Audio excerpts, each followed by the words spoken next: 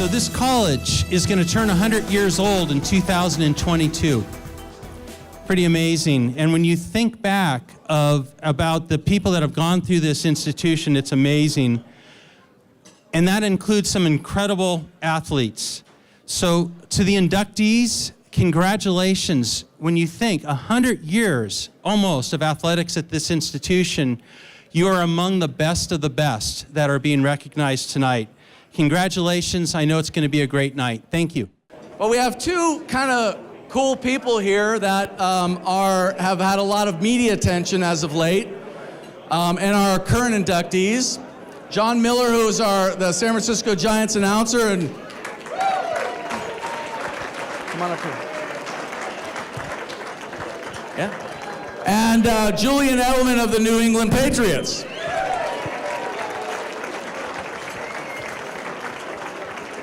So we thought, as kind of a fun thing to do, because John is really good with interviewing, and I'm sure Julian has had a lot of interviews, that we take this opportunity and have them talk with one another for a few minutes, and we can enjoy the show. What do you think? Good idea?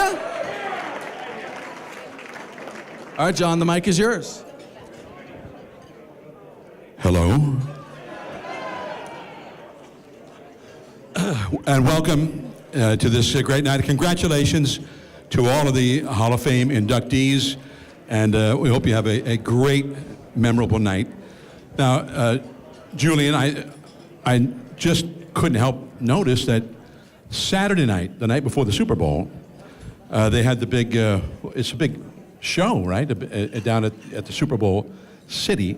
And one of the things they did was they gave out the MVP award, which your teammate Tom Brady received, but he couldn't be there because he's getting ready for the big game. So you got the call, right?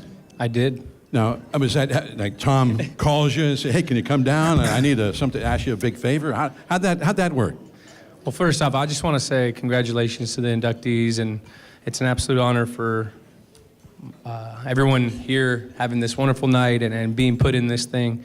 But getting into the Tom Brady and myself relationship, it's kind of like he had 3 older sisters growing up, and he never had a brother, and he kind of treats me like his little brother. So, you know, I had a couple events I had to attend, but 30 minutes before I had to go onto stage, I get a text message from Tom saying, "Hey, babe, hey, you think you could go pick this thing up for me?" And I'm like, buddy, I mean, what do we got going here? So he texted me 30 minutes before, and we had a couple words, and he asked me to do it. All right, and because it's Tom Brady. I mean, if it wasn't Tom Brady, would you have been able to do it, or a little too busy? Or? I mean, if it was any other of my teammates, you're definitely going to go up there and do it. But it's kind of like the little brother syndrome I have with him that I have to do it. So I remember a lot of, like, I used to broadcast Cal Ripken's games in Baltimore. Yeah. And he had a little brother, Billy Ripken. Yeah. And I remember Billy telling me when he left the Orioles and went with another team, I said, "Cal's got the consecutive game streak going. What will happen if you're going into second base to try and break up a double play? Yeah. I mean, would you really take Cal out or what?" He says, "Well, what are you talking about? I would try to knock him out into left field." And I said, "Well, I mean, what about the consecutive game streak?" And he told me the story of being a little kid, and Cal invented a game called Sack the Quarterback. Okay. And the game was Cal and Billy on either side of the ball. Billy was the quarterback. He snapped the ball to himself, and then Cal sacked him. And that was the whole game. Now, that's kind of a little brother story, right? Yeah. Now, how did this big brother, little brother thing play out between you and Tom Brady? Well, we have the same representation. We have the same agents. And then also, immediately when I got drafted there, I walk in and I mean, I can remember being on, the asphalt of 8th grade saying, "I'm Tom Brady," or this guy, that guy. And then, you fast forward and you walk in and you meet him for the first time. And this big, tall, handsome guy, hey, bud, I'm Tom. I'm like, "Hey, Julian." He goes, "Oh, yeah, from Redwood City." I go, "Yeah, you're from San Mateo, right?" He goes, "Yeah." And then ever since then, he kind of, brought me under his wing, and we developed a relationship where, we could go out and talk about grabbing, sandwich at Mr. Pickles or this and that, and talking about San Mateo. And then, my relationship got even deeper with him when we started training together out in Los Angeles each year. And it started out by me asking my agent, hey, I heard Tom goes out and throws with these guys in LA in the off season. And I was a no-name by then, and I was a special teams guy, and I just wanted to have an opportunity to go out and catch balls with them. And I told them, hey, let me know when Tom needs someone to throw to. I'll move out there. I never been to LA, I never lived there or anything, but I moved out there just in case he needed someone to throw to. Well, that year he called me one time, and I was at a barbecue on a Saturday, and he goes, hey babe, do you think you could come catch some balls for me? And so I'm like, yeah, I'll be there, win-win. And so I dropped everything and I go to this thing, and then fast forward to the next year, and he calls me 3 times, and fast forward to the next year, we're doing it 3 times a week. So, spending that much time in the locker room and in the off season, and during the season, you see your teammates more than you see your family. I mean, they're 14-hour days, especially where I play. We developed a friendship and a brotherly kind of, attitude towards each other. All right, so it's sort of an amicable relationship. Yeah. You're It's not like a the little marriage. brother that It's like a marriage, but So you're not the little brother that he's pounding on, or... No, I'll dish it back. Someone's got to keep him on his toes. He's getting old. I mean, it doesn't seem like it, but he really is old for a football player. It's a funny dynamic to go in the locker room and see a kid who's 22 years old and a guy who's 41 years old, and how they dress and how he dresses and what he does on his spare time, what they do on their spare time. So I'm kind of that bridger, I'm 30, so hey, I got this. Tom, this is what you do, and it's one of those things. All right, now, and maybe this is an unfair question, but it's just us in this room. There's no cameras, no phones. No, all right, we're good. No We're good. Yeah. We're good. Nobody in here does social media, but the year before in the Super Bowl, with what, two something minutes to go, you made what may have been the greatest catch in Super Bowl history. Key play. I mean, do you remember this catch? The ball, it was low. There were like bodies flying all around you, and somehow you focused, and I think you caught it on top of a guy's calf, a defensive player, and then it bounced away, and you still kept it from bouncing on the ground. They had to look at it in slow motion about 40 times to decide whether or not you actually caught the ball. Key play, and you just don't drop a ball, it seems like to me. So now, this year in the Super Bowl, and you're watching, I know it had to be kind of killing you that you weren't in the game. Mm-hmm. Did you ever have a moment where you thought, man, if I could just been out there, I could have maybe changed the way this thing played out? You know what? It's different. It's definitely tough to go out there and watch a team that you've been with for 9 years. Go out and play in a Super Bowl without you, and it's tough. But when you get injured early in the season, you go through a sulking stage, and you sit and say, why me? Why this? Why that? And finally you get over that and you start getting motivated, and your mind's on that, and you're around the fellas and you're watching them, guys that you've played with that were rookies that are now 2-3 year guys that are making big plays in high pressure situations, and you're seeing all these guys and you're seeing the work they put in and the unity and all the things that they're doing. And it's kind of one of those things where it's cool to see guys go out and make plays that you've seen grow to where they got. So it's tough, and I don't necessarily say that because Tom Brady threw for 505 yards. I don't know how you lose a game like that. But it was just Philly's year this year, and you got to tip your hat to the team, and I hope they enjoy everything they have. Because while they're doing that, we got this taste in the back of our throat that you got to live with for the rest of this off season. and it'll be a motivating factor for next season. And it seems to me that that's big for you, and maybe for all of your teammates. But you have a book out now. Have you seen this book? Relentless is the title of the book, which is sort of like a title of Julian Edelman's career as a player.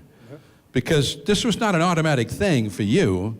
You came to CSM as a quarterback, and you transferred to Kent State University as a quarterback, and then you end up a receiver catching passes from Tom Brady, winning Super Bowls and whatnot.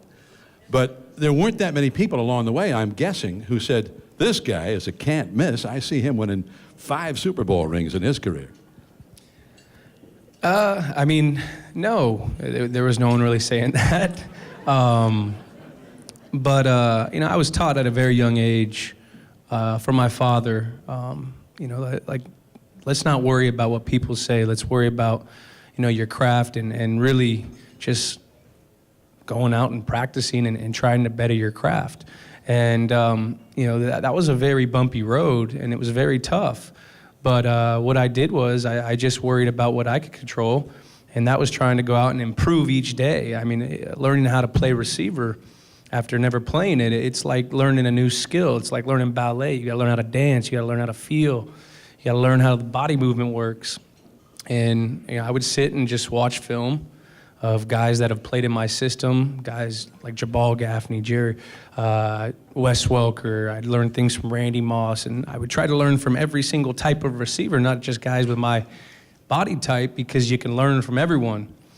Like with Randy Moss, how he would hide his hands so the DBs don't try to hit his hand before he goes. I mean, they're taught to go through your hands. I mean, anyone can do that. So taking little nitbits from everyone, and then also trying not to make the same mistake twice. Learning each play is a bit of experience, whether it's a good play or a bad play. You can learn from it. If it was a bad play, then hey, don't do that again. Try something else. If it was a good play, put it in the back of your head. Let's roll with it. So it was definitely a very emotional roller coaster. Days I thought I was going to get cut, this, that. But I just remember in the back of my mind, let's worry about what I can control. Focus your time and energy in your craft, and never be afraid to compete. And that's the kind of stuff that you write about in your book. That's all in Relentless. And for you young people, I have 2 children's books as well. So Flying High and Flying High too. There's a table right over here, people I met. We're gonna have to get them. We're gonna have to send them some books. Little kids. Little kids. All right. So now the Relentless has been out how long?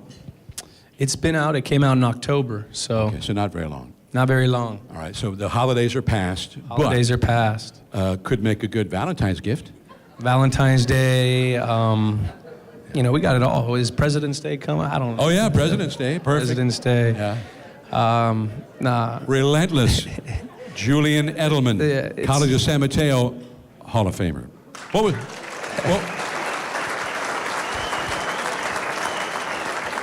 Who was your coach here? My coach was Coach Owens, Larry Owens, Redwood City alum. I had Brett Pullock, I had Tim Tullock, I had Heck, I had, who was the crazy defensive line coach that I could never understand, but we'd always argue? Coach Willis. He answered that right away. Yeah. Everyone knows Coach Willis. We got Kirk, then we had Manny Orta. Coming to CSM was a huge part of my foundation, and I learned so much here, and it was probably one of the funnest places to have, football, because you have such a family-driven type of, organization, or that's what we call it, or school here. And, there was just something about CSM that you always remember. And, once you're a Bulldog, you're always a Bulldog. And it's an absolute honor to be here. All right. Now, was there any baseball in your life? There was a lot of baseball in my life. If you read Relentless, you'll understand why I'm giggling. But no, I played baseball all the way up until junior college, until high school. I finished high school, but that was a big sport that my father and I used to, practice a bunch of, and So he was a baseball fan. I don't know if he was a fan or whatever he was, but I just knew we practiced every day of baseball, and we'd have some battles out there. We'd have some battles out there. Some battles? Oh, yeah. I mean, would he pitch batting practice to you? Every day. Wow. If we went camping, there was a bat and balls. My sister would be on first base catching for me. I mean, it was a whole family affair. Wow. Yeah. No, but so battles, I mean, would he throw at you? Would he brush your back? Well, there's one story in there where, I'm sitting there, and let's just say I was the type of kid that if I was getting coached, I would get motivated. And back then, you could yell at kids, and you could hear profanities from adults. That's my era too. I remember that, yeah. And so I grew up hearing that. This is a true story, yeah. I grew up hearing a lot of that. And if I didn't stop dipping my shoulder, balls came closer to me. So one day, when I was about 14 years old, you starting to, become a man a little bit, and I'm sitting there, and I was tired, and we had to go out to grab batting practice before the game just to dial in the eye, dial in the swing. And my dad's over here yelling at me, stop dipping your shoulder. And so, as a kid, you're over here spitting at the mound, hit it, let's go, come on. Trying to hit home runs every time I swing. And so I dip my shoulder, he throws another one, and it gets closer to me. So I spit back at the mound, and I'm getting mad, I'm getting all fired up, and he throws one, and it clips my leg. So finally, I throw the bat down, and I charge the mound. It was the last time I ever charged the mound. Let's just say I went to the game with a little blood on the old jersey. No, but it was. You charged the mound, and it was your dad who was the guy who. It was my dad, and it was a funny thing. I was still a little kid, and he held me down, but with the tough love that I had in my family, which may be considered abusive these days or that. But I tell you right now, I wouldn't be the man I am today, and I wouldn't trade it for anything, because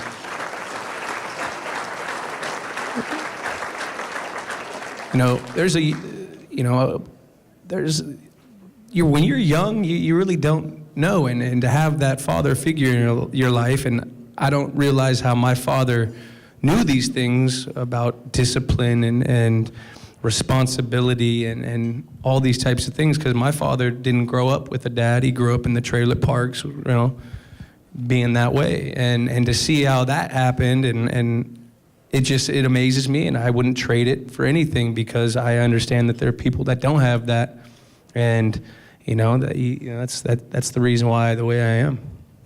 Now, the baseball thing though, it just didn't. Somehow you kind of lost the feel for it, or I just couldn't hit a curveball.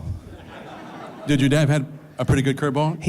It was decent. It was decent, but I just couldn't hit the curveball, and I had too much ADD. Hitting a home run was like fun, but scoring a touchdown and making someone look silly on the football field, that was more, for me at least. I got more excited with that.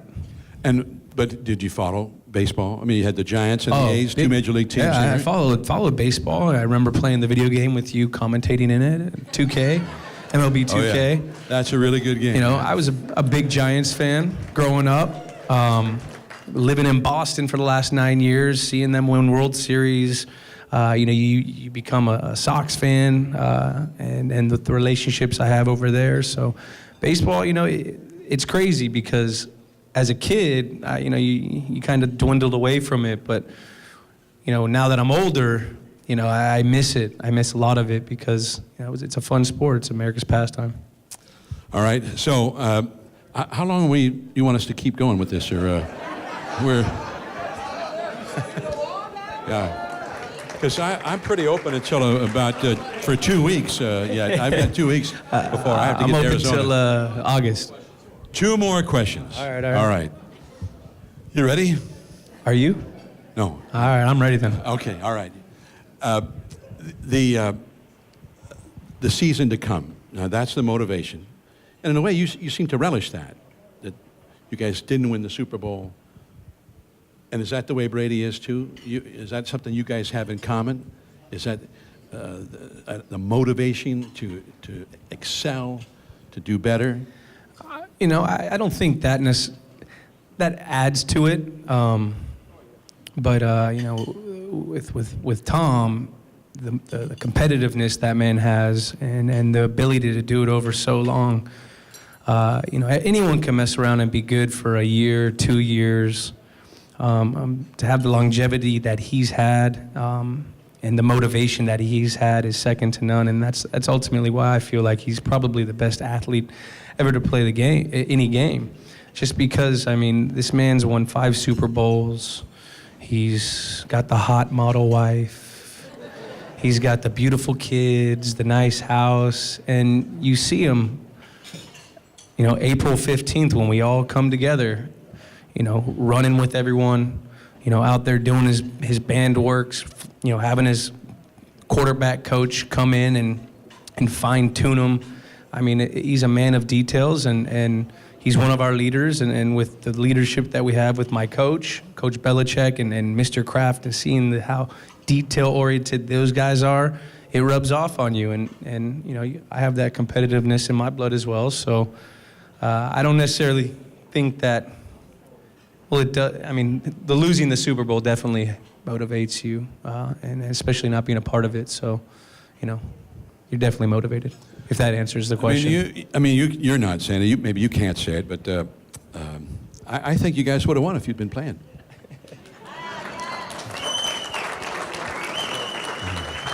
You would have thrown for 595 yards. They say that you never drop a ball. Who says that? You know, the people who watch all the time. So, because you're relentless. But is there a knack to that? I mean, it's going out and practicing your repetition of doing something. I mean, is there a proper way to catch the ball? And does everybody catch it the proper way? You just watch it. No. You know, I mean, I used to complain when I was a kid and when my dad had me do all these drills, and sometimes when you're a kid, you didn't want to go out and practice and all this, that. But then when I got older and I started, you know, you become a man, you start realizing that, you know, if you want to be good at something, you really have to work at it. And that's kind of translated into my life now as a receiver. You know, I go out and practice my craft every day. You know, you catch tennis balls off the wall. You go and you have the jugs machines. I have a kid that throws to me every morning at 6:30 in the morning. One of our equipment guys throw me 200 balls. We got this one-handed catches that you do. You do the tennis ball drills. You go out and catch cards. You go out and catch darts. I mean, anything that you can do to try to keep your hand-eye coordination or your nervous system really intact. I mean, it's a muscle. So, I mean, by no means do you catch everything, because I've dropped a lot of balls. But, you know, when you do, you're just going to go out and practice more. All right, so it's the work. You put the work in. You put the time in. You got to put the work in. All right. Julian, everybody in this room is proud of what you've done. College of San Mateo. And for us, you were a College of San Mateo guy. I know you went to another school after that, but not as far as we're concerned. No, I'm definitely a College of San Mateo guy, and you know, I love this college. It was, you know, Coach O, Coach T, Coach P. I didn't get recruited out of high school by anyone but Coach O, and he really believed in me, and.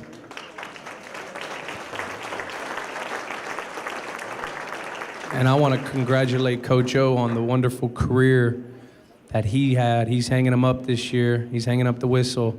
And to see the impact that he's had on a lot of these young men's lives, including myself, you know, it's really remarkable. You know, I've seen these, you know, a lot of these kids come in here, and Coach O really had a special touch about him to be able to go out and teach a kid, not just about football, but about life, you know. And that's why I think football is the ultimate, you know, team sport, and it's a microcosm of life. And I think I've learned this from Coach O.